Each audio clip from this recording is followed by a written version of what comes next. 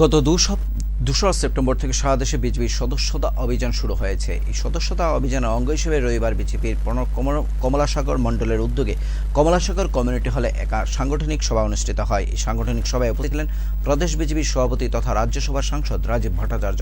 প্রদেশ বিজেপির সভাপতি বলেন, মানুষের সেবার জন্যই রাজনীতি করে ভারতীয় জনতা পার্টি। মানব সেবার মাধ্যমে সমাজ পরিবর্তন পার্টির কর্মকর্তাদের মূল লক্ষ্য। এদিন দলের সদস্যতা অভিযান সার্থক করে তোলার জন্য কর্মী সমর্থকদের প্রতি আহ্বান জানান প্রদেশ বিজেপির সভাপতি রাজীব ভট্টাচার্য।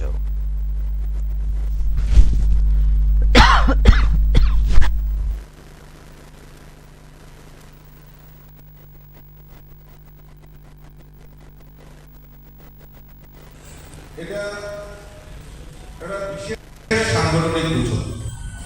এই কারণে আমি এখানে বক্তৃতা দেওয়ার জন্য আমি মাইক নেই, আপনাদের সঙ্গে সরাসরি কিছু কথা বলার জন্যই আজকে আমি এখানে উপস্থিত হয়েছি।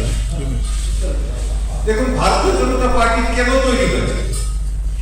আমরা কেন ভারতীয় জনতা পার্টি করছি?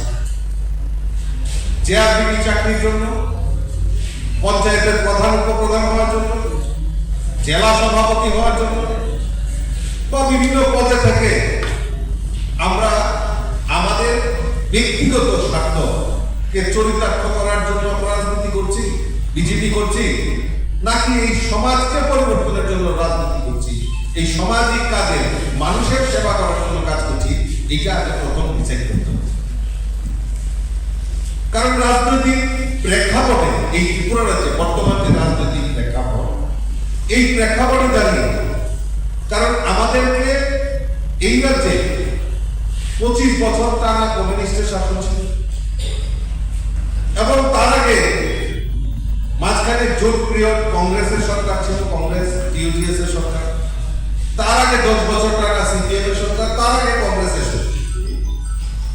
তো আমাদের হেরিডিটি, আমাদের যে রক্তে সেই যে কুকর্ম